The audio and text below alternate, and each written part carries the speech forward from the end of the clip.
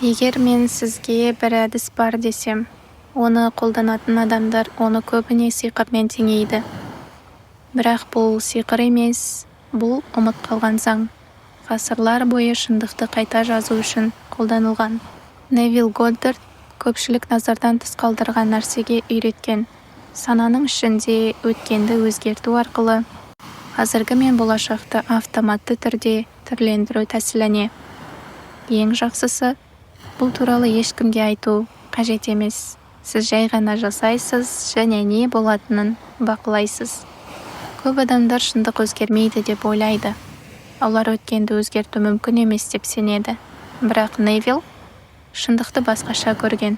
Ол өткен тек біздің санамызда өмір сүреді деп үйреткен. Егер біз өткенді санамызда өзгерте алсақ, қазіргі мен болашақта өзгеруге мәжбүр болады.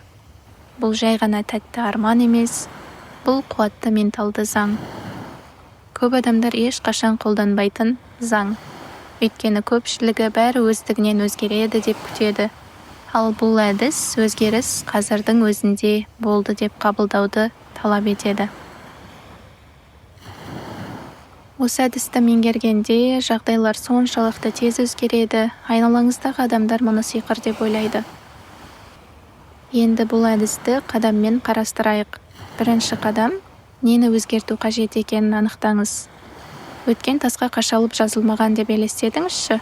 Қазірдің өзінде оны қайта жазуға күшіңіз бар десек, соның арқасында қазіргі және болашақ өміріңізді өзгерте алатын болсаңыз. Себебі шындық мынада. Сіздің жадыңыз жай өткеннің жазбасы емес. Ол сіздің бейсаналы санаңыз болашақты құру үшін пайдаланылатын сызба.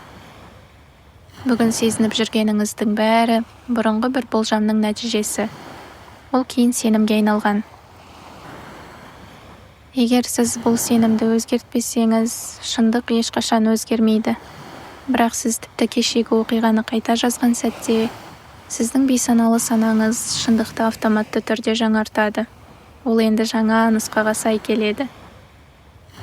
Жақында болған сәтті еске түсіріңіз. Ол сіз күткендей болмады. Мүмкін сіз ақша аласыз деп ойладыңыз, бірақ ол келмеді. Мүмкін біреумен ұрсысып қалдыңыз, немесе қиын әңгіме болды.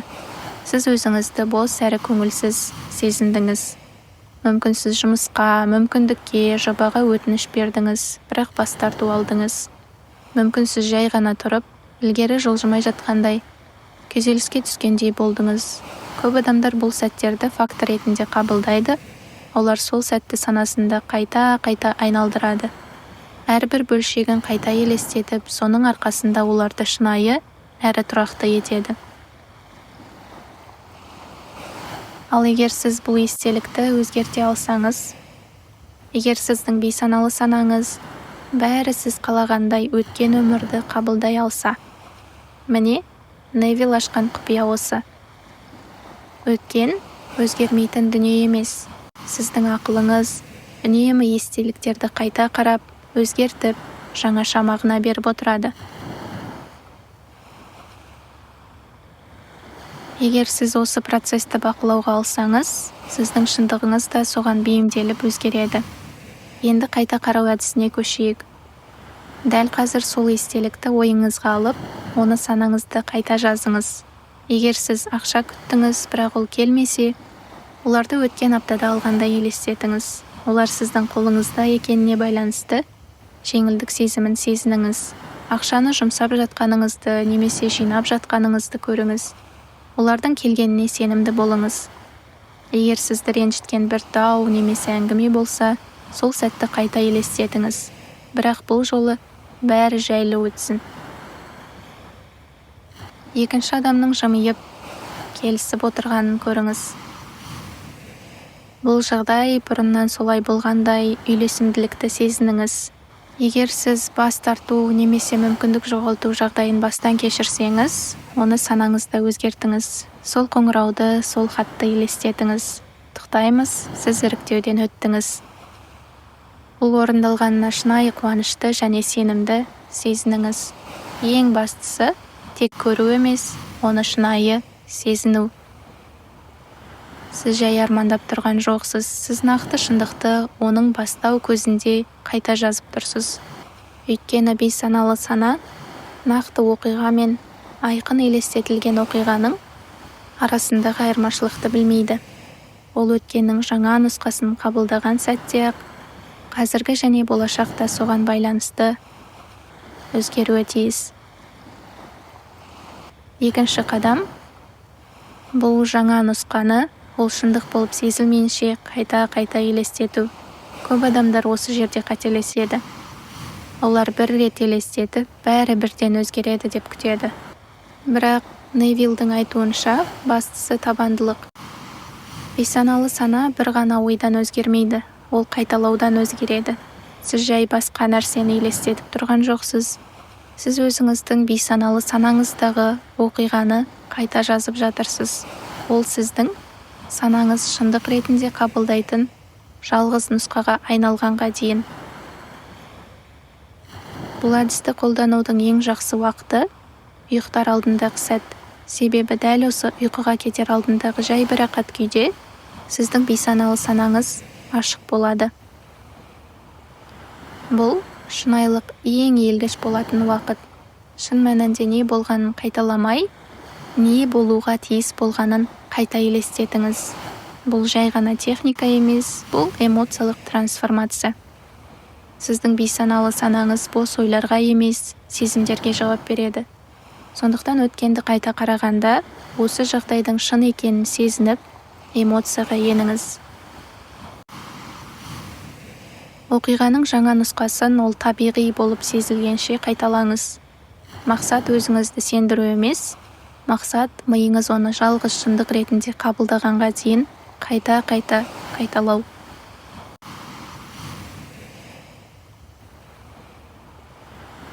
Бұрынғы жылдардан естеліктерді еске алыңызшы. Сіз оны қайта айтып жүрдіңіз. Ол нақты сияқты сезіледі, солай ма? Себебі қайталау оны шынайы етіп жасады. Қайта қарау техникасы дәл осылай жұмыс істейді.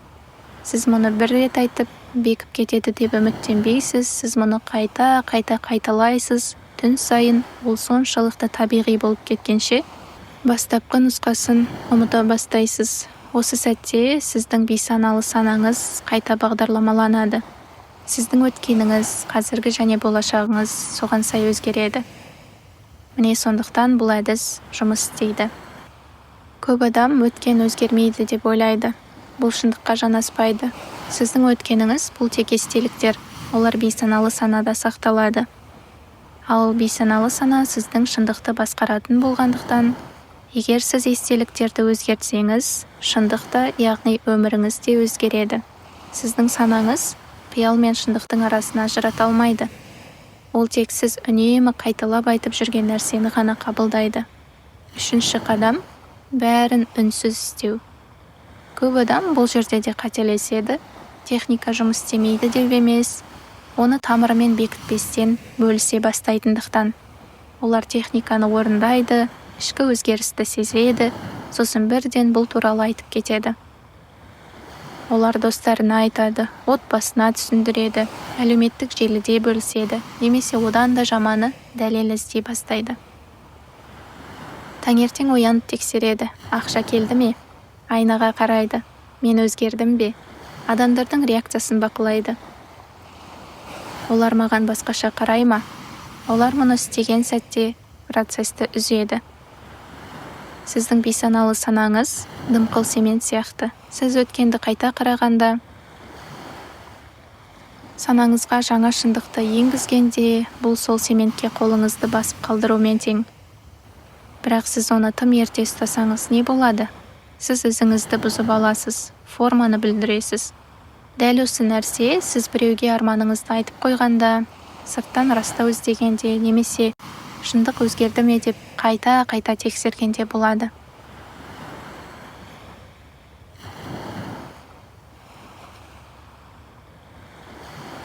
Сіз мұны әр істеген сайын энергияңызды сыртқа бағыттайсыз. Ішке бекіп, қалыптасуына мүмкіндік бермейсіз. Бұл жерге дән егіп, күн сайын қазып алып, өсіп жатыр ма деп тексерумен тең. Сіз оны тамыр жаймай жатып өлтіресіз. Невил болжам бақылаудан күшті деп үйреткен. Көп адам бақылаумен өмір сүреді. Олар алдымен шындықты бақылап, содан кейін неге сену керегін шешеді. Бірақ сіз бұлай істегенде, оны өзіңіз жасаудың орнына өмірге жауап қайтарасыз. Шындық мынада, шынайылық өзгермейді, егер сіз тек бақылай берсеңіз. Жұлдыз құрт айнаға қарап көбелекке айналмайды. Тұқым өспейді, егер оны үнемі қазып отырса. Күн шықпайды. Сіз оны күтіп отырғанда, ол жай ғана пайда болады. Манифестация дәл осылай жұмыс істейді. Сіз оны бақылай алмайсыз, күте алмайсыз, сіз ол әлде қашан болды деп жорамалдайсыз. Және дәл сол сәтте сіз дәлелдерге мұқтаж болуды доғарғанда, дәлелдер пайда бола бастайды. Егер сіз мұны қолдануға дайын болсаңыз, егер өткеніңізді қайта қарап, болашағыңызды өзгерткіңіз келсе, онда дәл қазір әрекет етіңіз. Себебі сіз мұны бастап, оны босатқан сәтте, шындықтың басқа таңдауы болмайды. Ол сізге еріп жетуге мәжбүр болады. Егер бұл видео сіздің жаныңызға жақын болса, Нұрлы Voice арнасына жазылып, лайк басып, пікір қалдыруды ұмытпаңыз. Бұл тек қолдау емес, бірге тереңге үңілуге жасалған қадам.